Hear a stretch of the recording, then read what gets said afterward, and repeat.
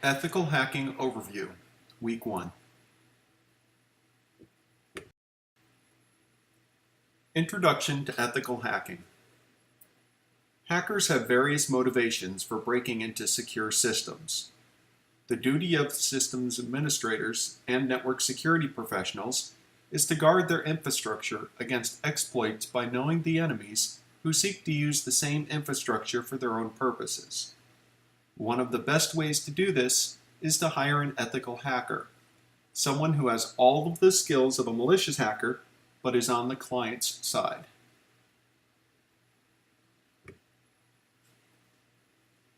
Importance of security.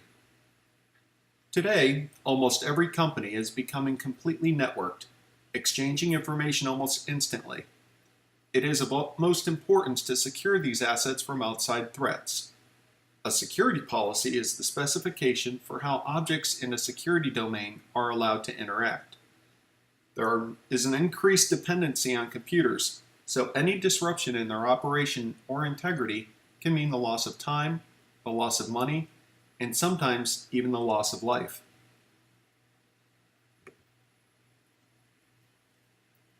Threats and vulnerabilities. A vulnerability is a weakness in a defined asset that can be taken advantage of or exploited by some threat. A threat is an action or event that might compromise security. Every vulnerability does not lead to an attack, and all attacks do not result in success. Factors that result in the success of an attack include the degree of vulnerability, the strength of the attack, and the extent to which countermeasures are adopted.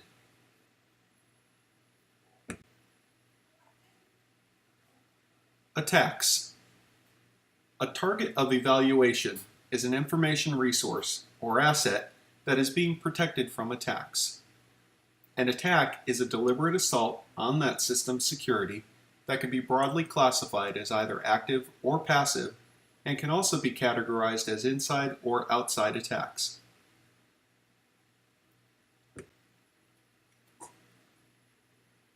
Security breaches. An exploit is the specific way to breach the security of an IT system through vulnerability.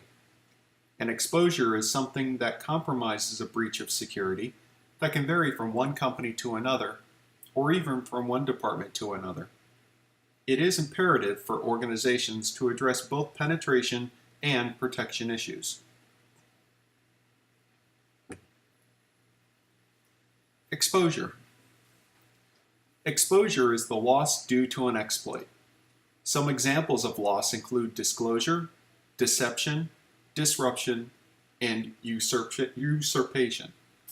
A vulnerability is the primary entry point an attacker can use to gain access to a system or to its data. Once the system is exposed, an attacker can collect confidential information with relative ease, and usually erase his or her tracks afterwards. Elements of security.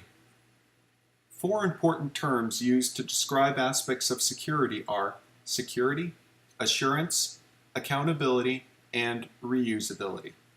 Security is the state of well-being of a system's data and infrastructure. Assurance is the confidence that the system will behave accordingly to its specifications. Accountability is the process of system administrators or concerned authorities need to be able to know by whom, when, how, and why system resources have been accessed. Reusability or availability are the best methods. However, not all resources are available to all users. The security, functionality, and ease of use triangle.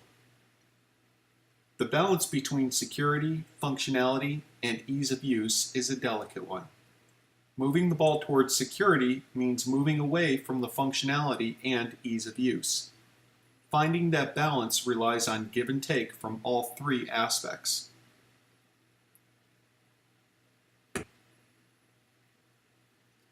The growth of hacking. Originally, hacking required extraordinary computer skills to go beyond the intended uses of computer systems, but today, There are automated tools and codes available on the internet that make it possible for almost anyone to successfully hack a system. Unfortunately, a victim will often keep the attack secret in order to keep or save face and not be embarrassed, even in the event of a devastating compromise. Phases of an attack.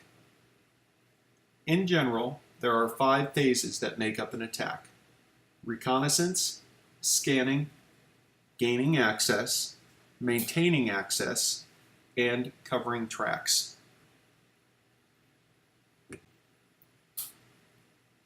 Phase 1, reconnaissance. Reconnaissance is the initial preparatory phase where an attacker gathers as much information as possible about the target prior to launching the attack. Reconnaissance types include passive and active.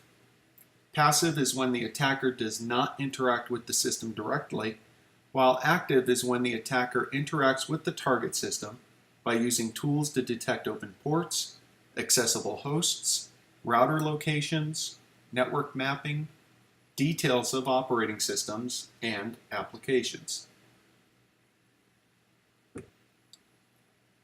Phase 2 is scanning. In this phase, the attacker uses the details gathered during reconnaissance to identify specific vulnerabilities. An attacker can gather critical network information, such as the mapping of systems, routers, and firewalls, by using simple tools such as the standard Windows utility traceroute. Port scanners can be used to detect listening ports to find information about the nature of services running on the target machine. However, vulnerability scanners are the most commonly used tools for scanning. Phase 3, gaining access. Gaining access is the phase where most of the damage is usually done.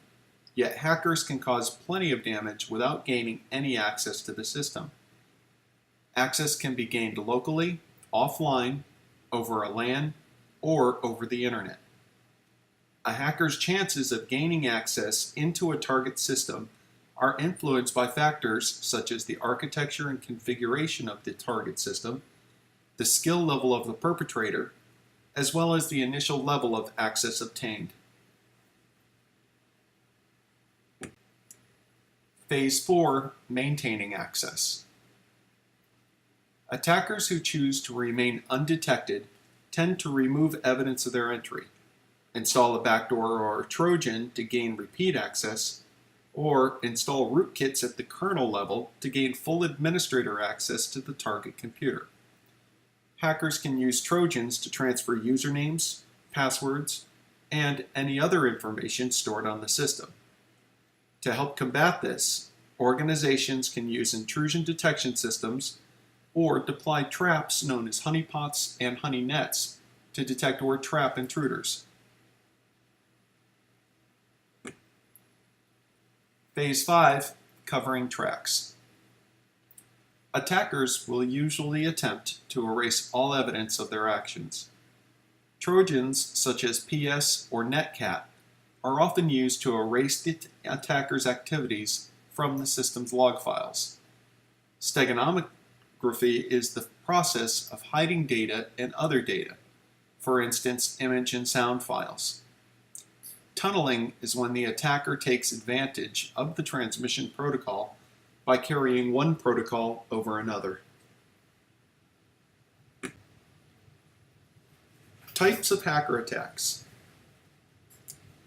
Operating systems attacks occur because today's operating systems contain many features, making them increasingly complex. Application-level attacks occur because software developers often do not have time to completely test their products before shipping them.